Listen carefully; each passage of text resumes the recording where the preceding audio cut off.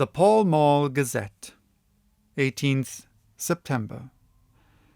The Escaped Wolf, Perilous Adventure of our Interviewer. Interview with the keeper in the Zoological Gardens.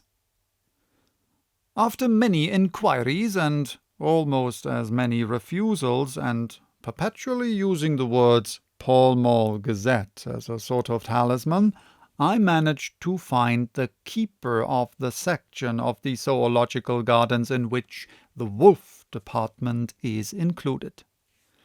Thomas Builder lives in one of the cottages in the enclosure behind the Elephant House, and was just sitting down to his tea when I found him.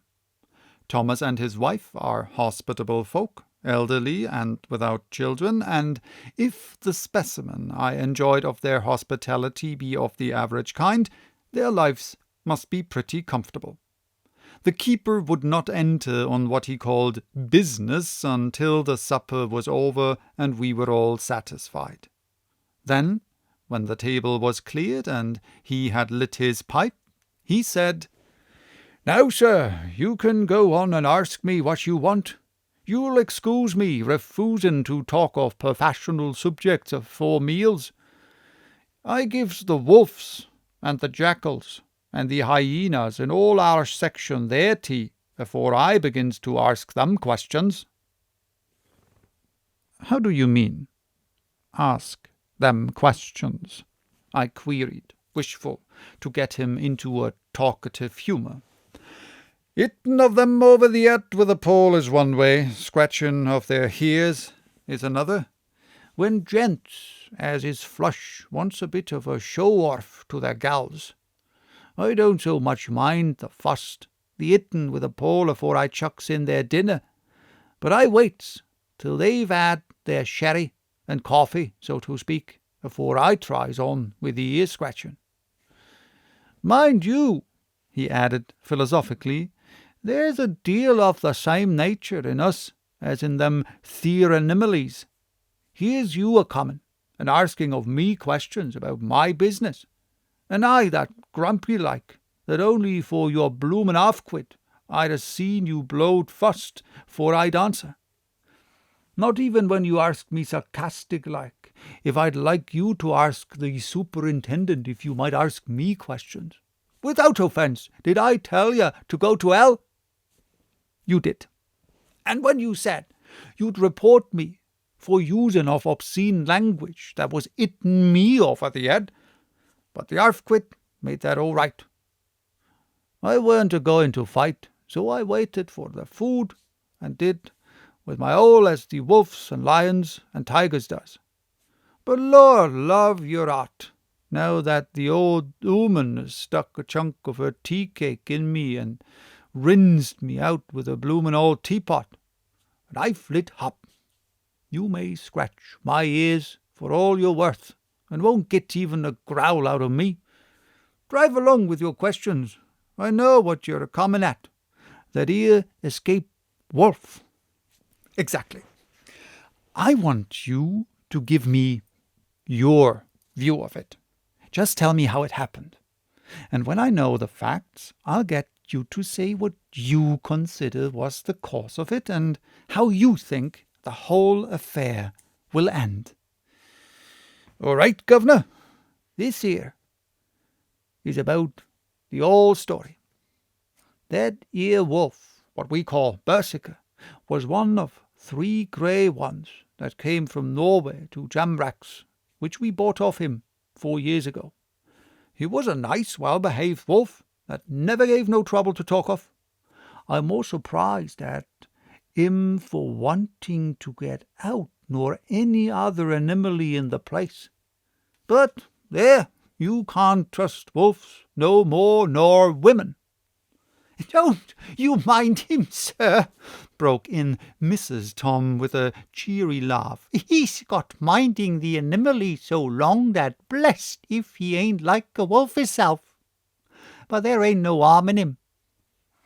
"Well, sir, it was about 2 hours after feeding yesterday when I first hear my disturbance.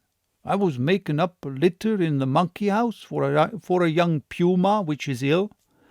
But when I heard the yelping and howling, I came away straight. There was Berserker a tearing like a mad thing at the bars as if he wanted to get out.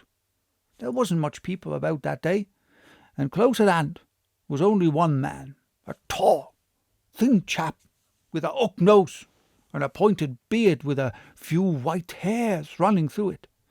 He had a hard, cold look and red eyes, and I took a sort of dislike to him, for it seemed as if it was him as they was irritated at. He had white kid gloves on his hands, and he pointed out the anomalies to me and says, "Keeper, these wolves seem upset at something." "Maybe it's you," says I, for I did not like the airs as he give hisself. He didn't get angry, as I hoped he would, but he smiled a kind of insolent smile with a mouth full of white sharp teeth. "Oh, no, they wouldn't like me," he says. "Oh, yes, they would," says I, imitating of him.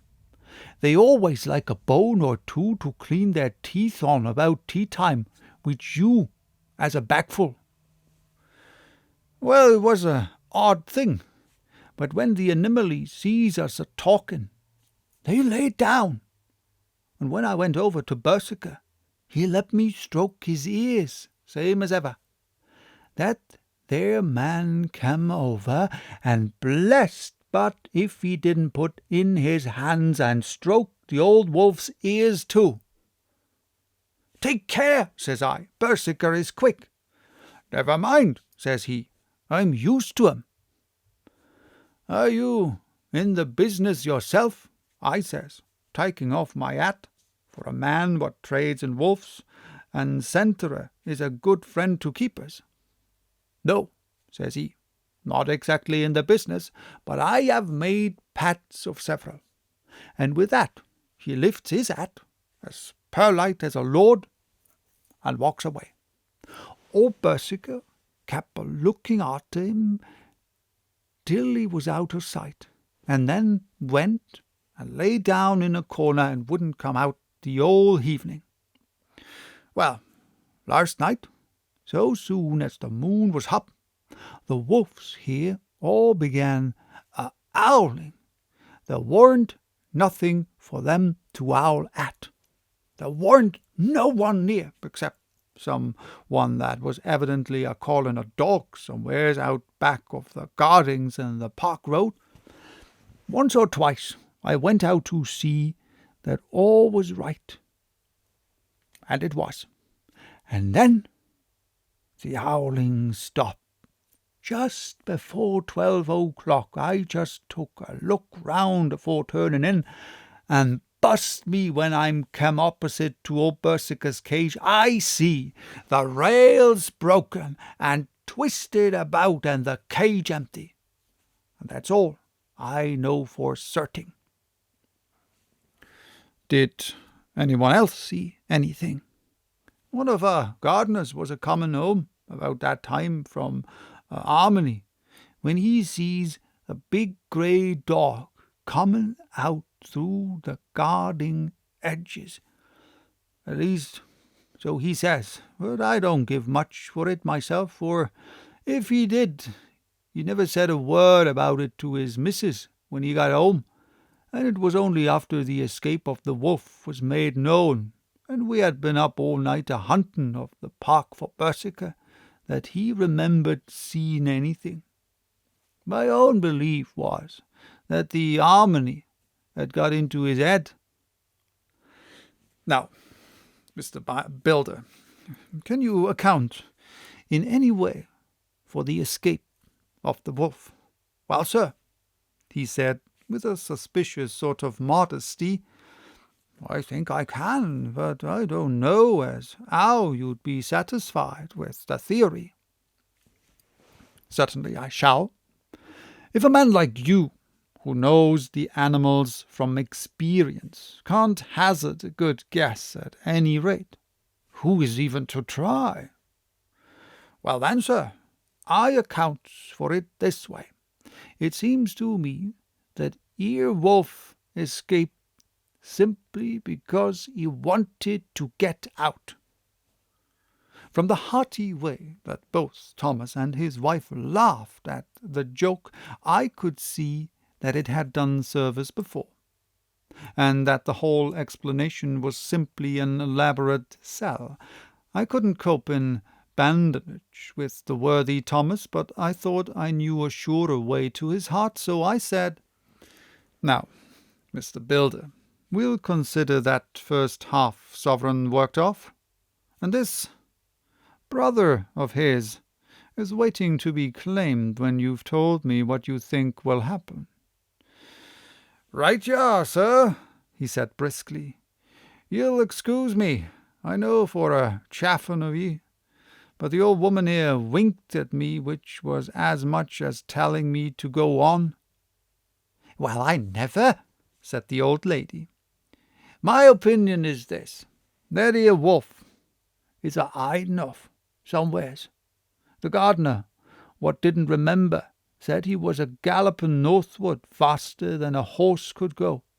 But I don't believe him, for, you see, sir, wolves don't gallop no more no dog does. They not been built that way. Wolves is fine things in a storybook, and I'd say, when they gets in packs and does be chiving something that's more afeard than they is, they can make a devil of a noise and chop it up, whatever it is.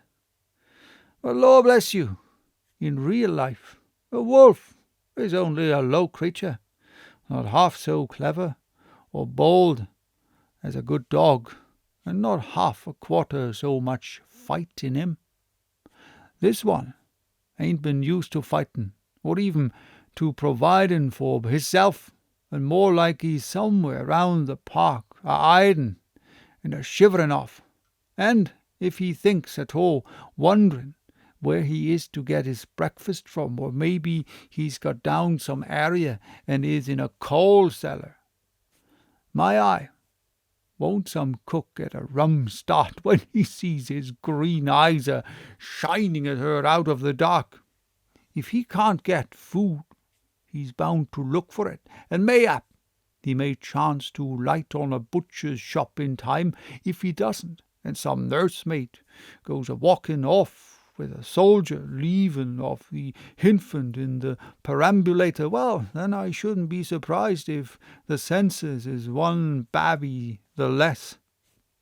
That's all."